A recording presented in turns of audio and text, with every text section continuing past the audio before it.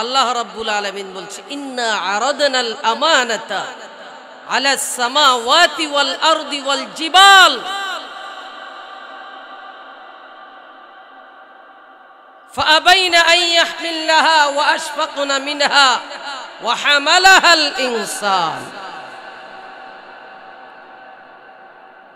الله رب العالمين بلت إنا عرضنا الأمانة على السماوات والأرض والجبال فأبين أن يحملنها وأشفقن منها وحملها الإنسان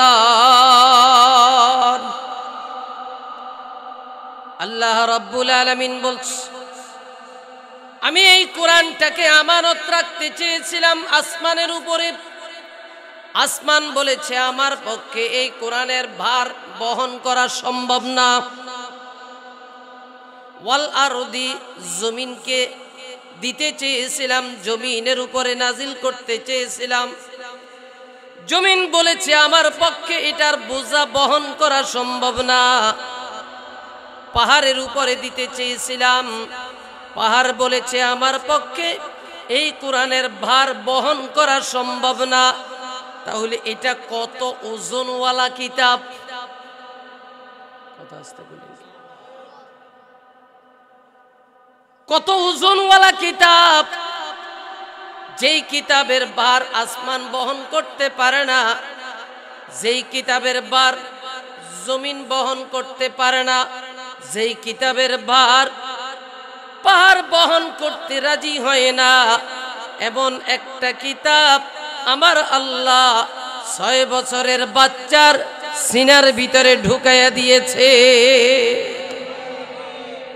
তাহলে বোঝা গেছে আসমানের চাইতে 6 বছরের বাচ্চার সিনার ধারণ ক্ষমতা আরো বেশি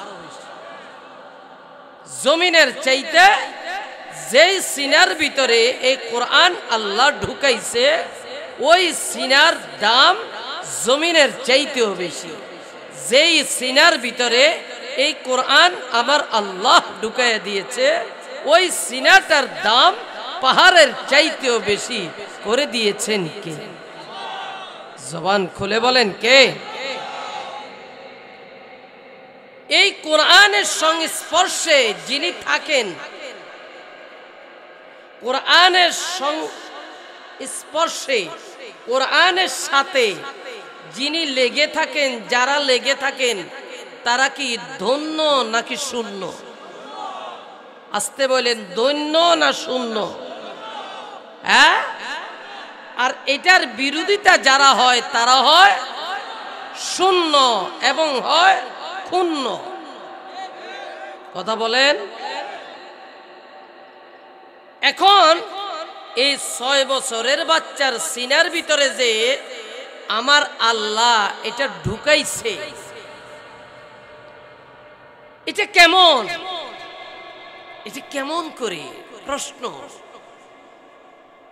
মনে করেন আপনাদের এই বাজারের নাম কি এই এলাকার নাম জামিরা গ্রামের নাম না আর আপনাদের বাজারের নাম বুচ্ছি বুষ্টি না আচ্ছা ওইলো বুষ্টি এই বুষ্টি বাজারে মনে করেন 70 বছর 80 বছরের একজন মুরব্বী তিনি গিয়েছে বাসায় বেয়াই আইছে বেয়াই নাইছে এখন বেয়াই আর বেআইনের জন্য গরুর গোশ কিনতে হবে মাছ কিনতে হবে মুরগি কিনতে হবে পোল্ট্রি কিনতে হবে আরো যা যা বাজার সদাই করতে হবে মোটামুটি বাজার সদাই কইরা যেহেতু বেয়াই আর বেআইন শহর থেকে আসছে তাদের জন্য বাজার সদাই করার জন্য মোটামুটি বাজারের ব্যাগও নিয়ে গেছে এবং ভালো একটা বাজারও করছে অর্থাৎ এমন বাজার করেছে যেই বাজারটা 10 কেজি 15 কেজি 20 কেজি হয়ে গেছে এখন বাবা বেচারা মুরব্বী হয়ে গেছে বাবা বেচারার বয়স হয়ে গেছে আগের মতো শরীরে এনার্জি কুলায় না যে 20 কেজি 50 কেজি বস্তা মাথায় নিয়ে চলে আসবে বাড়িতে এই শরীরে এনার্জিটুকু এখন নাই কিন্তু বাজারের ভিতরে দেখতে পাইলো যে বড় ছেলেটা আছে এখন বড় ছেলেটা দেখার পরে বাবা ডাক দিয়া বলে বাবা বাবা সাগর, সাগর একটু বাজারটা নিয়ে যাও না বাড়িতে, তোমার শ্বশুর শাশুড়ি আসছে। আমি পারবো না। ওই যে মেজুবাই ঢুকছে বাজারে, হুন্ডা লইয়া ঢুকছে। আরে বলেন হুন্ডা টান দিয়ে দিয়ে আসবো। তার কাছে গিয়ে বলতেছে, বাবা যাও না, তোমার মাও আর তারই আইছে, একটু বাজারটা নিয়ে যাও। সে বলে বড়টা পারে না, আর আমার কাছে বলতেছেন সম্ভব না। বলেন আস্তে আস্তে বাবার মেজাজ নরম হচ্ছে না গরম? জোরে বললেন হ্যাঁ, গরম। এরপরে 3 নম্বরটার লগে দেখা। 3 নম্বরটা মাত্র ঢুকতেছে সাইকেল হ্যান্ডেল মাইরা, সাইকেল হ্যান্ডেল মাইরা ঢুকতেছে। তাকে বলতেছে, এই সাগরেরে বললাম তাও শুনলো না, আকাশরে বললাম তাও শুনলো না, অনিক তুমি নিয়ে যাও তো। এখন অনিকে কয়, সাগরে নিল না, আকাশেও নিল না, এখন আমি অনিকরে কি বাতাস পাইছে যে আমি বাতাসের মতো উড়ে যাবো? সম্ভব না। বাপে মনে মনে কয়, আজকে বাড়ি যাইস তোরে খাইতে দিম। কথা কয় নাকি? বাড়িতে এসো, তোমারে খাবার দিমু আজকে ভালো করে। বাবায় কষ্ট করে, হয় হাতে করে, না হয় মাথায় করে, না হয় টমটমে করে, না হয় রিক্সা যোগে নিয়ে আসছে। আসার পরে জামিরা গ্রামে আসছে বাবা। বাবার বাড়ির একটা বাউন্ডারি আছে। এখন বাউন্ডারি গেট দিয়ে যখন ঢুকছে, এমন সময় ওই শেষ কাডালে আল্লাহ একটা দিছে, নাম তার আব্দুল্লাহ। আল্লাহু আকবার বলেন। আব্দুল্লাহ দেখেই মাত্র বয়স হয়েছে 2 বছর 3 বছর, এমন বয়স। এখন 3 বছরের আব্দুল্লাহ ডাক দিয়া কইতেছে, আব্বা। আল্লাহু আকবার। আব্বা ব্যাগটা আমারে দাও, আমারে দাও ব্যাগটা। টানাটানি করতেছে, ব্যাগটা লাগিয়া টানাটানি করতেছে। বলেন তো এই 3 বছরের বাচ্চা কি 20 কেজি আলা ব্যাগ মাথায় নিতে পারবো? কথা আসতে বললেন কেন? পারবে? পারবে? হ্যাঁ, তারপরও নাছর বান্দা ব্যাগ ধরে টানাটানি করতেছে। বাপে এবার ওই ছোট বাচ্চার মাথার উপরে ব্যাগটা দিছে ঠিক, আর এই দিক দিয়া আব্দুল্লাহর বাপে ডাক দিয়ে বলতেছে, আব্দুল্লাহর মা কোথায়? দেখো আমগো আব্দুল্লাহ বাজার লইছে। কথা কই। এখন 20 কেজি আলা ব্যাগটা কি পুরাটা আব্দুল্লাহর মাথার উপরে বাপে ছেড়ে দিছে? হ্যাঁ, ধরে রাখছে কে? কথা কই। ধরে রাখছে কে? আমার আল্লাহ ডাক দিয়া বলে, রে গোলাম, ইন্না নাহনু নাযালনা যিকরা ওয়া ইন্না লাহু লাহাফিজুন।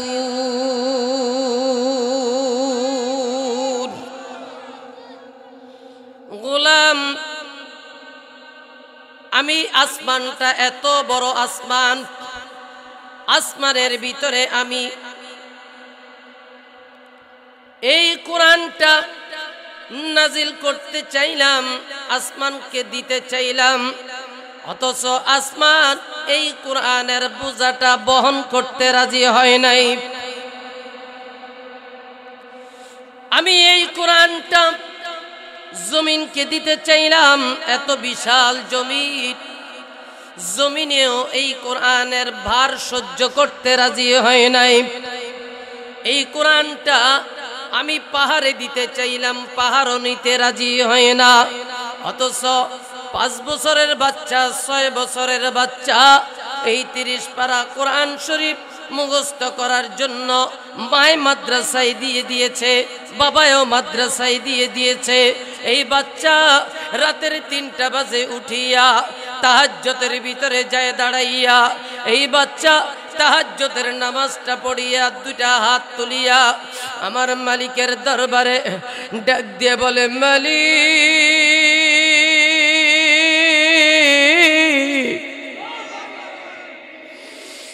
মালিকের আমার সাথে আমার ছাত্র ভাইয়েরা কত সুন্দর প্রতিদিন 2 পৃষ্ঠা 3 পৃষ্ঠা সবক দেয়, আমি একটা পৃষ্ঠা কেন সবক দিতে পারি না?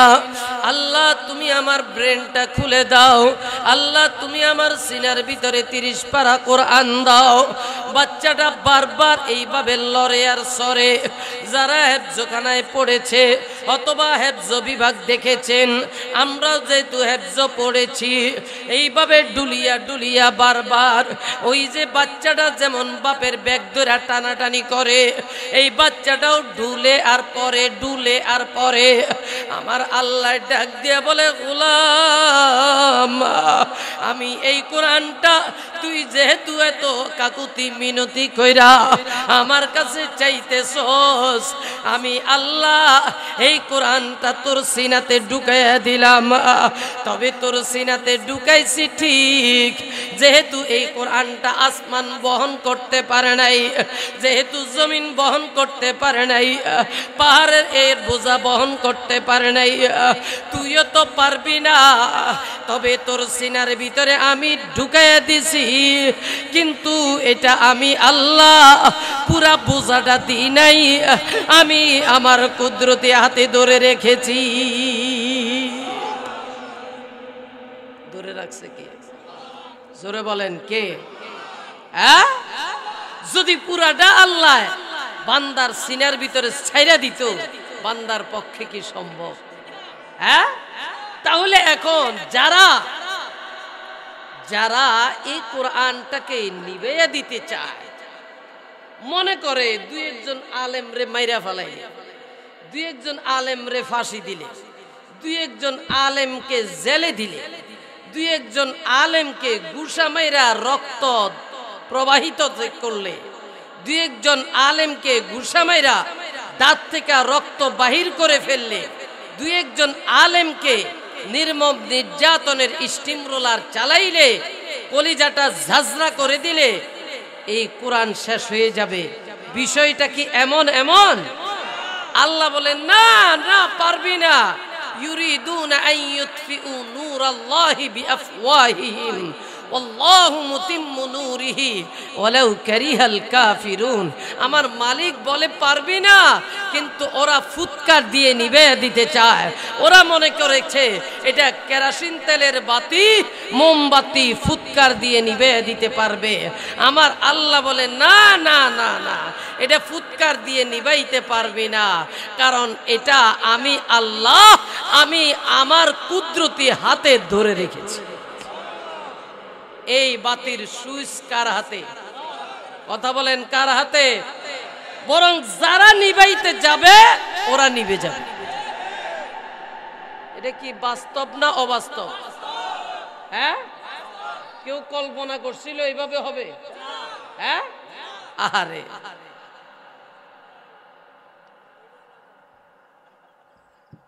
কল্পনা করছিল? শুনেন, আপনারা তো আমার ইতিহাস জানেন, বলবো, অপেক্ষা করেন ইনশাল্লাহ। যদি আপনাদের ধৈর্য থাকে আজকে বলবো।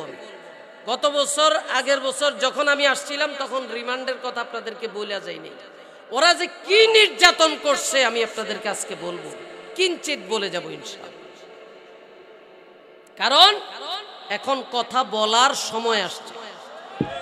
কথা বলেন না কেন? এখন ওদেরকে আল্লাহ এমন ভাবে লাঞ্ছিত আর অপমানিত, অপদস্থ আর ক্ষতিগ্রস্ত, নাম নিশানা পর্যন্ত মুছে ফেলে দিয়েছে, এটা ওরা কোনোদিন কল্পনাও করতে পারেনি।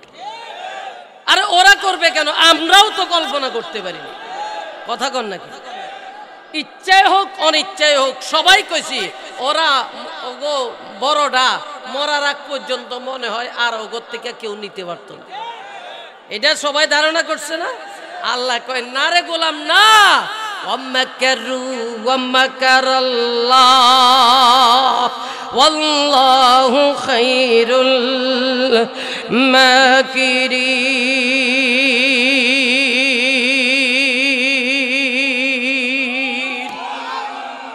আমার মালিক জানায় দে গোলাম, সবার চক্রান্ত যেখানে শেষ হয়ে যায়, সবার কৌশল যেখানে শেষ হয়ে যায়, ওখান থেকে আমি আল্লাহর চক্রান্ত, আমি আল্লাহর কৌশল শুরু হয়। কারণ বহু খেলা খেলছো জীবনে, এখন খেলার মাঠে যখন আসলো সবাই, এমন সময় দেখি প্লেয়ার নাই।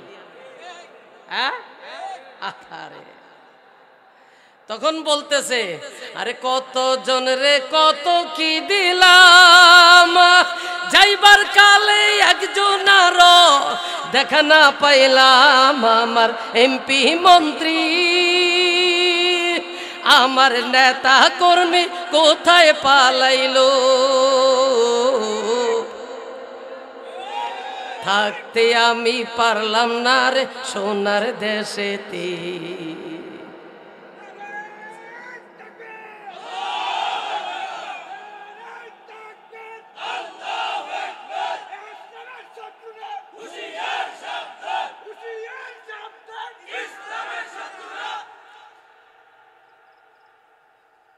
আল্লাহ এই কণ্ঠগুলো এতদিন আল্লাহ এগুলোর জমায় রাখছিল।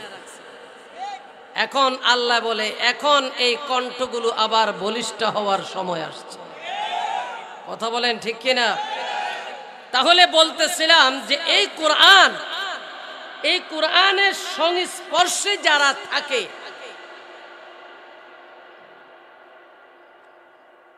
এই কোরআনের সংস্পর্শে যারা থাকে, বলেন তাদের লাভ হয় না লস হয়? হ্যাঁ, একটু আস্তে বলেন, কেমন লাভ? ছোট্ট একটা কথা বলি, আপনাদের যদি ধৈর্যের বাঁধ ভেঙে যায় আমাকে ইশারা দিবেন হাতে, আমি শেষ করে দিই। হযরতে ওমরে ফারুক রাদিয়াল্লাহু তাআলা আনহু বলেন তো, কোরআনের সংস্পর্শে থাকার কারণে তার লাভ হয়েছে না লস?